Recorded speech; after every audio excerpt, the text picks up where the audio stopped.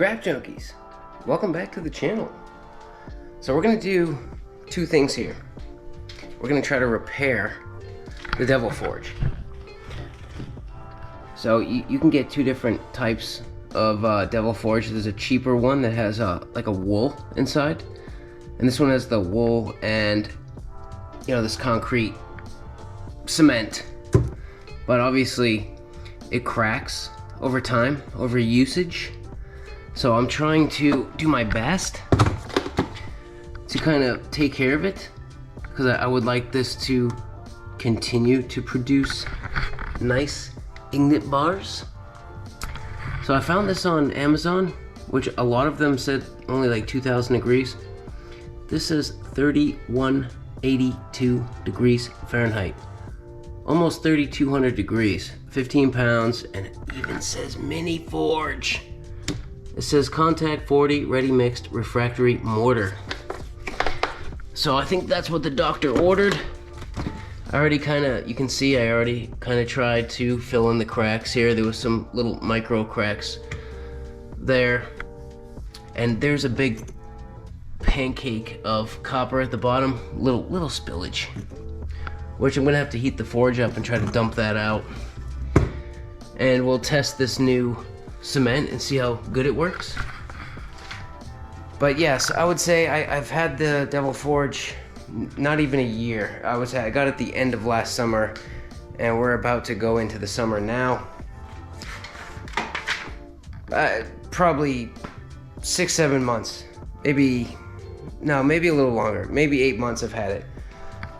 And so far, that forge has produced around 283.1 pounds of copper bars and 82 pounds of brass and 18.8 pounds of aluminum so far. And it's just starting to crack a little bit, no big deal. But basically, if I sold all my bars and the forge and the gas and all the accessories that I had to buy, I'd be slightly in profit. So I want to do this for a lot longer.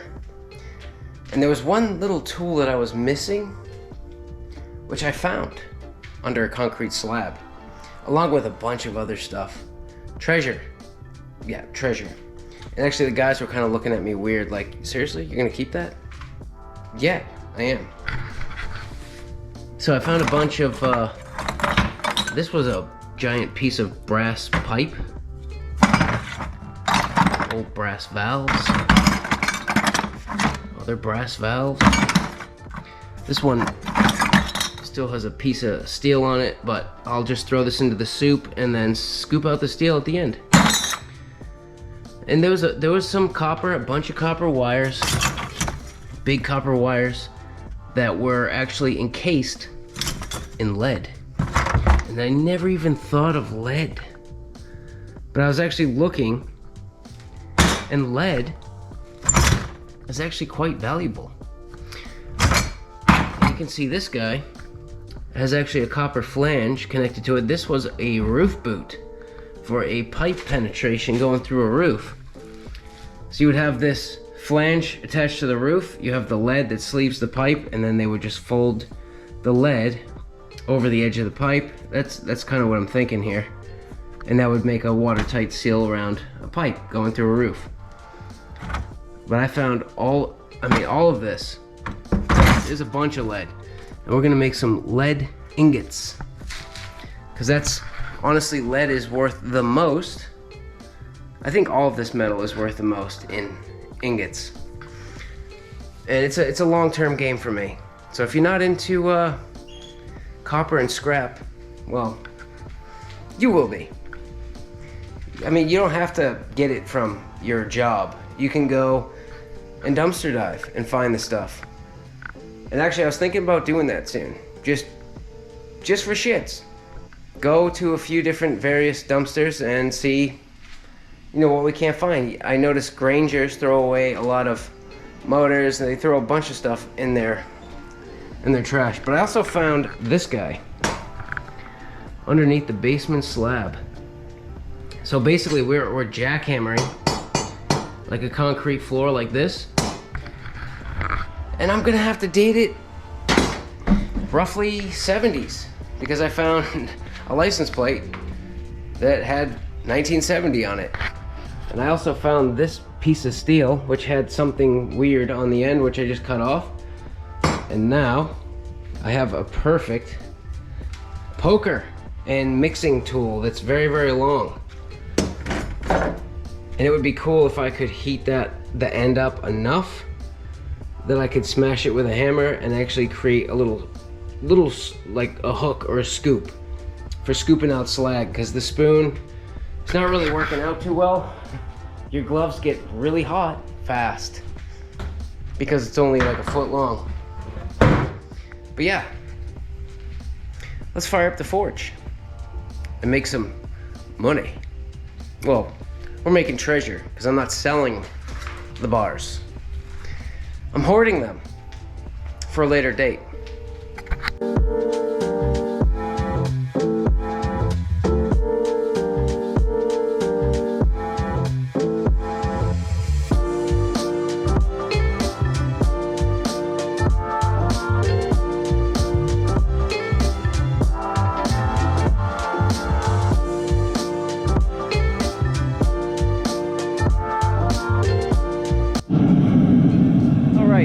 Forge is fired up. I'm gonna test out that new refractory cement. But you're not gonna believe what came in today. Oh my God. Look at the size of it. I mean, holy crap, this stuff is really heavy. It's like the size of 3/4 inch pipe, except it's solid. Yeah, an electrician just kind of was like, here, you want this? Because I was like, hey, you're throwing those pieces of wire away, I'll take those. And he's like, oh, why, you want some copper? I was like, sure. You got some? I'll take it. He's like, yeah. Here you go. Thank you.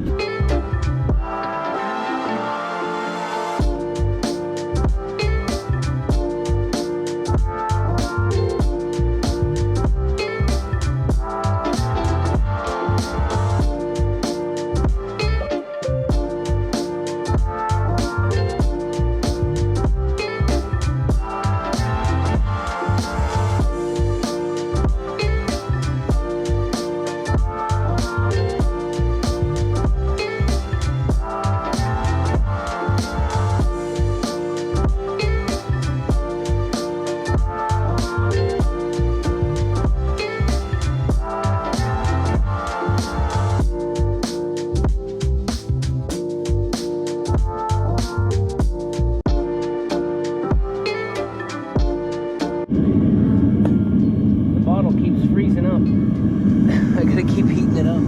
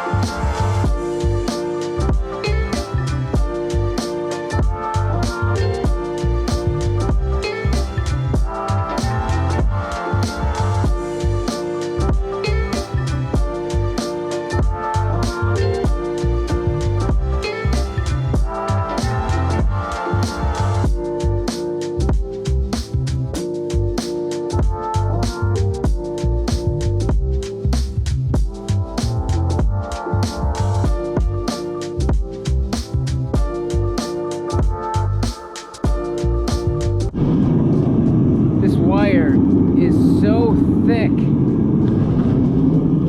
really doesn't want to melt. It's taking a minute.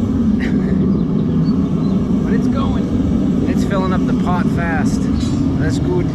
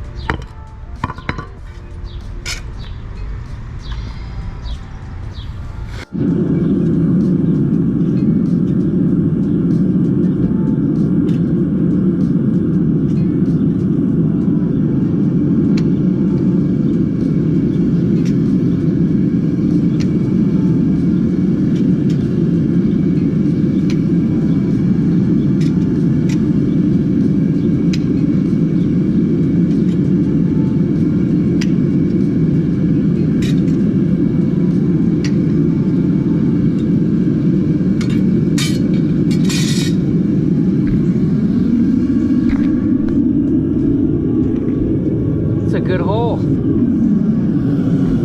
might or might not have enough gas to get the brass done as well. I might have a bar and a half maybe of brass. The lead is gonna definitely have to wait. I don't know if I'm gonna have enough gas to get the brass done. We'll see.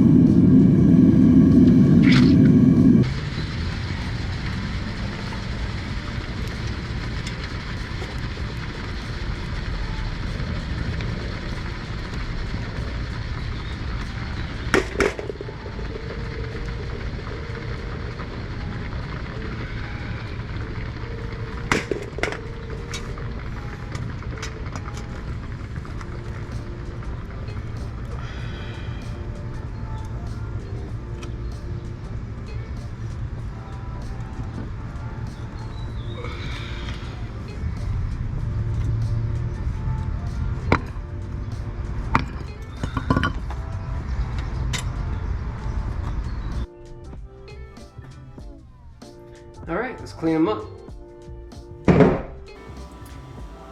Alrighty. Almost the best part. Well, I'm not gonna lie, melting the metal and seeing metal in liquid form is quite fun. I don't know, it's a cool little hobby. It's a cool little hobby that doesn't cost me anything. Well, it does cost you a little bit. It costs you to get the stuff and then propane, which is not too bad, but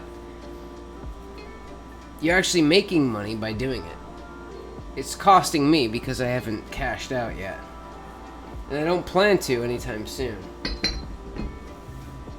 But this is definitely one of the best parts. To see the end result come out of the ashes. And you can see, the that copper bar in between the brass. I mean, it looks like a black lump of charcoal. That's from the graphite. I use a graphite lube spray. I put it in the cast iron molds, and it's great. You just pour stuff in, and it just falls right out of the mold, no problem, no fuss. Because I've actually broken a handle straight off a mold because I'm sitting there cracking it off the ground trying to get the hunk of whatever out, and it wouldn't come out. See, I just give it one spray, and I'll do like 8-10 bars, one complete run, and you don't need to keep spraying in between every one, but one spray. But the problem is the bars come out looking like that, black and dingy and gross. So that wire brush wheel right there, the cupped wheel, not the the wheel. The one that's in a wheel shape is suicide, because those little needles come flying off, and I've had needles sticking out of my forehead. They're all stuck in your shirt. No bueno. So you want to get the cupped wire wheel. I mean, there's twisted, but twisted is kind of like too gnarly, so I just got the regular cupped wheel. And you just blast over it real quick, and it gets all the yuckies off. And they come out looking quite nice. Yeah, I can't see sitting there sanding them all down and getting them to a perfect polish. If I was going to do that, I would probably buy those graphite molds. Those graphite molds are very, very expensive. They have a shelf life. The cast iron ones are really good, but you get this pitting and air holes and stuff, but I don't really care. If you ask 10 people, what is this? I would say 9 of them would say that's a copper bar. There's always a few that are like, huh? But yeah, that little wire brush wheel. And then I have a diamond grinder wheel that I got. It was expensive. The diamond wheel, I looked for a particular one. I found a diamond wheel at Home Depot. It was no good. So I found one online that looked like it would fit what I was trying to do, and it did, but it was like $60, and it's heavy, and you can see I'm grabbing it right now. There it is. That is a really nice wheel. The machining, everything is nice, but it's heavy. So the battery grinders don't like it. You pull the trigger and it's like, it like takes a minute to get going. Then when you release the trigger, it just sits there and spins and spins and spins. So you'll actually see in a minute that I actually, or did I already do it? I think I already did it. But I used the table to slow it down and took a big chunk out of the table, but whatever. This woodworking bench it's done some jobs. This bench has made me a lot of money. It's time to upgrade. It was a good bench. Video coming soon. Just FYI, it's gonna take me another maybe week or so, but it's coming. It's coming. We got a beauty on the way, FYI. So this stuff definitely helped. It filled in some of those really, really big cracks, but they started to crack a little bit again. I mean, just small cracks. Small cracks are not a problem. It's like when you get a huge gap. And it filled it in pretty good. So I would say an overall success on patching this up. But I know eventually I'm gonna have to knock all of this out and kind of re-pour this whole casting of cement inside, because I'm sure the iron body will stay good for quite a while. Probably sand and paint it at that time as well. Keep it going. Alrighty, let's get down to the brass tacks, shall we? Let's talk some numbers. What did we get off of that haul? It was a good one, to tell you that. It was a good one. And how much did that electrician just hand over to me? Oh, I hope he's not watching this video. And if you are, I'll give you a bar. I'll give you a bar. I know I'll see you again. Just come find me. I'm sure you'd like one of these just for a little keepsake or whatever. I'll even stamp your name in it or something. But how much did he give me? He's not gonna be happy. So I had about 6 pounds of copper saved up. He gave me about 30. So 30 pounds. 30 pounds, the spot price today is $4.35. So that's like, it's roughly $130. Yeah, around 130 bucks. But that's spot price. That's what, the scrapyard's gonna get for it. So obviously you're not gonna get that. So I would say pretty much he just pulled a hundo out of his wallet and said, "Here you go." Thank you. But this was a good haul. What did we get? Let's talk some numbers. So we got bar number 1, bar number 2, number 3, and number 4, and number 5, and number 6, number 7. 7 bars, copper. And remember, if you go back and look, I actually guesstimated 1.5 bars of brass just looking at what I had laying on the ground. 1.5 bars. I'm getting good at gauging just by eye. So I've had the Devil Forge for almost a year. I would say in another month and a half, it would be 1 full year of owning the Devil Forge. So I paid about $500 for the forge, and then obviously you have to buy the crucibles like tongs and other things. So I would say your initial investment plus gas, you're probably sitting somewhere around $800 with gas and everything. Maybe less. Let's say 700. Because I went a little crazy on some things. Like some things I like didn't need, but I was like, that might be cool. So $700. So where are we sitting right now? After 1 year, almost of owning the Devil Forge, and this is from pipes, wires, electrical motors, anything that I find or get from work or just anywhere. Find things in dumpsters. Not that I go looking in dumpsters, but I was considering actually doing that soon. If I have some extra time, just, I know a few places that might yield some copper. But as of right now, I have 319.4 pounds of just copper bars, which is $1,389.39 spot price. So almost $1,400. Obviously I won't get that for that, but see, that's the thing. This is like clean copper bars. I mean, they can't complain and bitch that there's like, oh, there's solder. No, this is clean. This is absolutely clean. Pipes, wires, whatever, and then I use a flux and I skim off all of the crap.